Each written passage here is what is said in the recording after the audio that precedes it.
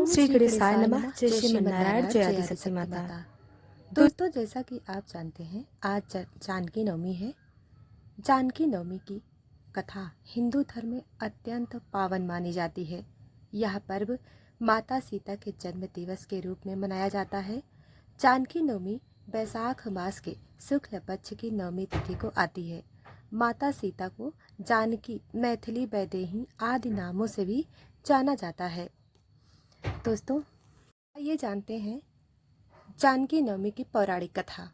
माना जाता है कि मिथिला के राजा जनक एक बार अपने खेत में हल चला रहे थे, क्योंकि उस समय राज्य में भयंकर सूखा पड़ा था। वे धर्मानुसार अपने कर्तव्यों का पालन करते हुए स्वयं खेत जोत रहे थे।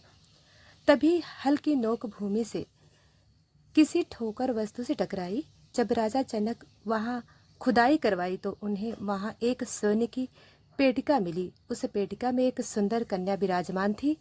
राजा जनक ने उसे गोद लिया और उसका नाम सीता रखा। चूंकि वह धरती से उत्पन्न हुई थी, इसलिए उन्हें भूमिपुत्री भी कहा जाता है। इस कारण माता सीता को जानकी, जनक की पुत्री और वैदेही की राजकुमारी के नाम से भी जाना जाता है। दोस्तों, अब जानते हैं जानकी नवमी का महत्व। इस दिन माता सीता की पूजा विशेष रूप से की जाती है। स्त्रियां उनके जीवन से प्रेरणा लेकर पवित्रता, त्याग, समर्पण और धैर्य का अनुसरण करती हैं। भगवान श्री राम और माता सीता युगल आरती की जाती है और व्रत रखकर भक्तजन उनके चरणों में भक्ति अर्पित करते हैं। दोस्तों, अब जानते हैं जानकी नवमी की पूजा विधि। बहुत शुभ और सरल होती है। इस दिन माता सीता जानकी की विशेष रूप से उनके आदर्श जीवन, त्याग और धर्म निष्ठा को स्मरण करते हुए की जाती है। नंबर 1, व्रत और संकल्प। प्रातः स्नान कर स्वच्छ कपड़े धारण करें। व्रत का संकल्प लें। मैं माता जानकी के जन्मोत्सव पर उपवास रखकर पूजन करूंगा या करूंगी। दोस्तों, नंबर 2, पूजन स्थल की तैयारी।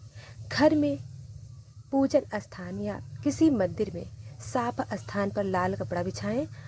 उस पर माँ सीता और श्री राम की प्रतिमा या चित्र स्थापित करें। नंबर 3, पूजन सामग्री। फूल विशेषकर पीले और कमल के हों। रोली और अक्षत, चंदन, घी, दीपक, धूप, कपूर, मिठाई, फल, पंचामृत, तुलसी दल।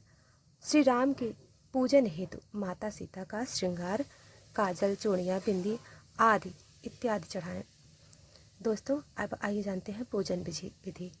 दीप प्रज्वलन करें और भगवान गणेश का ध्यान करें। नंबर 2, श्री राम और माता जानकी का आवाहन करें और उन्हें आसन दें। पंचामृत से अभिषेक करें। यदि मूर्ति है या जल से छिड़काव करें। रोली, चंदन, अक्षत, पुष्प अर्पित करें। माँ सीता को श्रृंगार सामग्री अर्पित करें। मिठाई और फल का भोग लगाएं। सीता माता को आरती करें। विशेष आरती जय सीताराम, जय सीताराम। नंबर 8, श्री राम चरितमानस या सीता चरित्र का पाठ करें। बाल कांड की कथा उपयुक्त है। अंत में सबको प्रसाद वितरण करें। दिन भर व्रत रखें। फलाहार कर सकते हैं। संध्या में फिर से दीपक जलाकर माता सीता की प्रार्थना करें। अगले दिन व्रत का पारण करें। दोस्तों, अब जानते हैं पौराणिक कथा। माता सीता जानकी भूमि तल के नीचे की पुकार।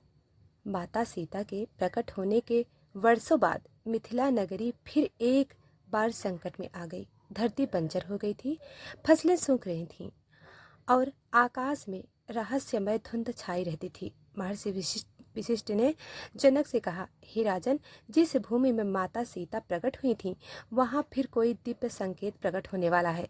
जनक ने उसी स्थान पर खुदाई का आदेश दिया। खुदाई शुरू होते ही जमीन से अजीब ध्वनि आने लगी, जैसे कोई किसी को पुकार रहा हो।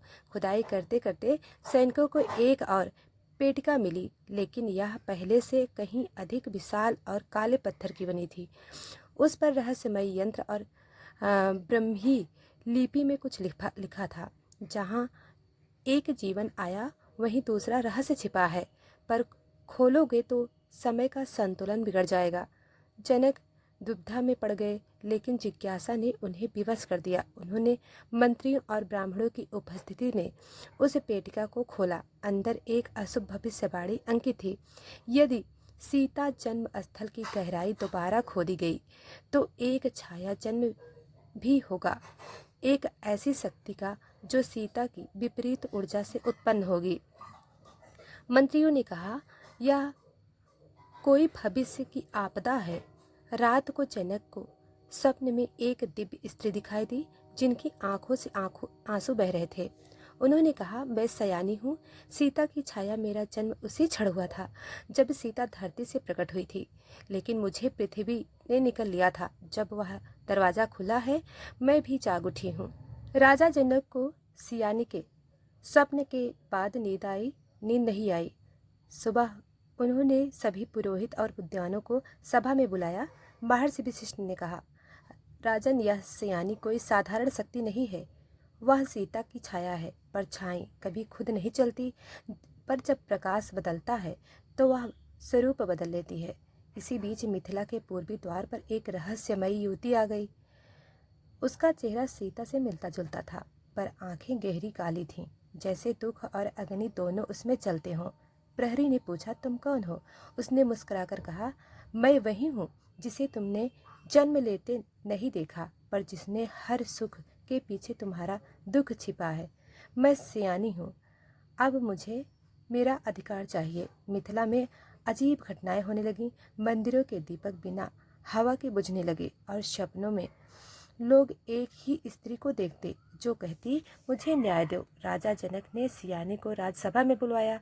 वह आई गंभीर मुद्रा में और कहा, मैं न राक्षसी हूँ न देवी हूँ। मैं सीता की वह अनुभूति हूँ जिसे संसार ने नकार दिया। उनके आंसुओं की छाया, उनकी चुप्पी का रूप। अब मुझे निर्णय चाहिए। क्या मुझे मिटा दोगे या स्वीकार करोगे? सभा में सन्नाटा छा गया। जनक ने पूछा, तुम चाहती क्या हो? सियानी बोली, मुझे सीता से एक बार मिलना है। वही तय करेगी कि मेरा अस्तित्व रहे या नहीं। अंत में राजा जनक ने देवी सीता को सियानी के बारे में सब बताया।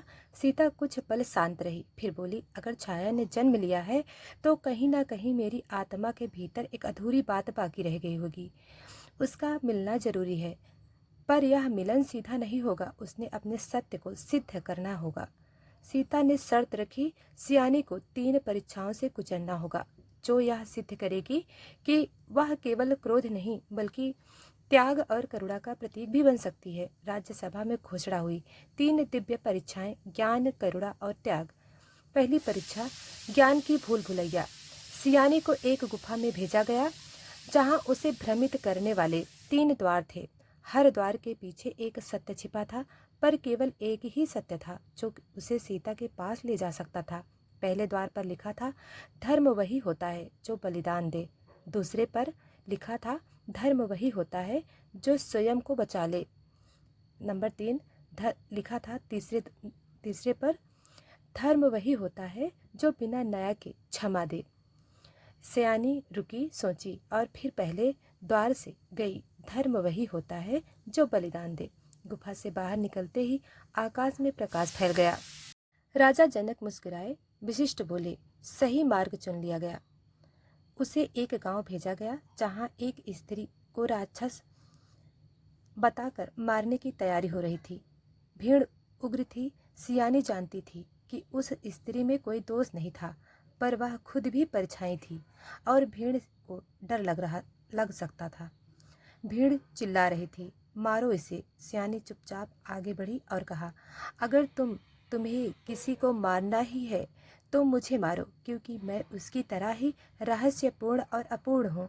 पर ध्यान रखना, जिस दिन तुम्हारी दृष्टि से दया लुप्त हो जाएगी उस दिन धर्म भी चला जाएगा। भीड़ शांत हो गई।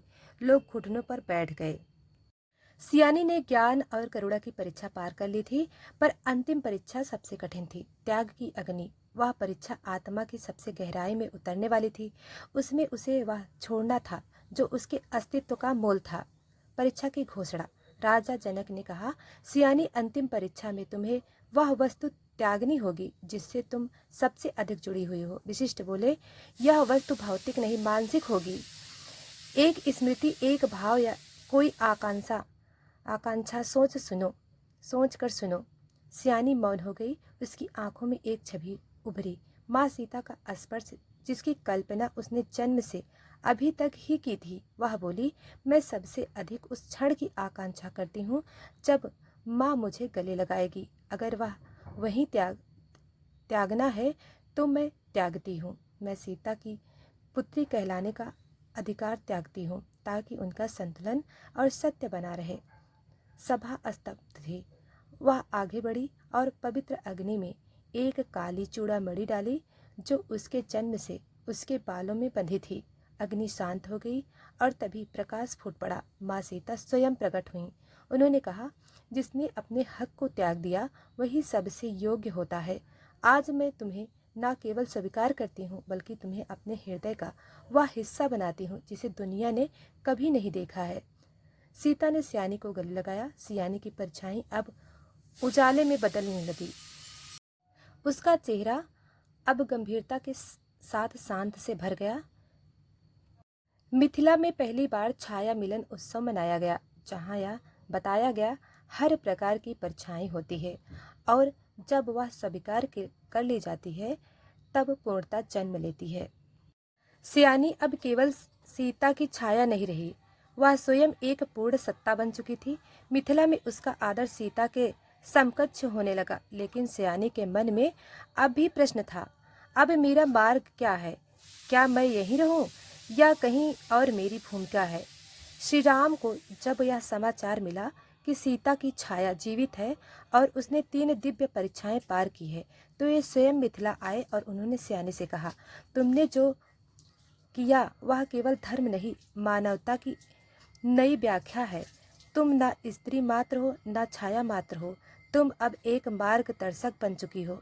अयोध्या को तुम्हारे जैसे विचार की जरूरत है। सियानी ने माता सीता और राजा जनक से विदा ली और अयोध्या के दक्षिणी वन में एक आश्रम की स्थापना की, जहाँ वह त्याग में जीने वाली स्त्रियों को शरण देती, अतृप्त आत्माओं की छाया को संतुलित करती और धर्म, करुणा और आत्म साक्षात्कार का ज्ञान देती। उस स्थान को कहा जाने लगा छाया तपोवन, जहाँ प्रकाश और अंधकार में भेद नहीं किया जाता। वर्षों बाद जब सीता धरती में समा गई, सियानी ने एक अंतिम दीप जलाया और कहा, जब तक माँ पृथ्वी को लौटी है, मैं उनकी परछाई के रूप में इस धरती की रक्षा करूंगी। जब भी कोई स्त्री अपने भीतर की छाया से डरेगी, मैं उसे रास्ता दिखाऊंगी। चुपचाप उसके साथ कहते हैं, आज भी जानकी नवमी की रात को छाया तपोवन दीपक अपने आप जल उठते हैं। दोस्तों, यह कथा समाप्त हुई। वीडियो को लाइक सब्सक्राइब नहीं किया है तो अभी कर लें। धन्यवाद।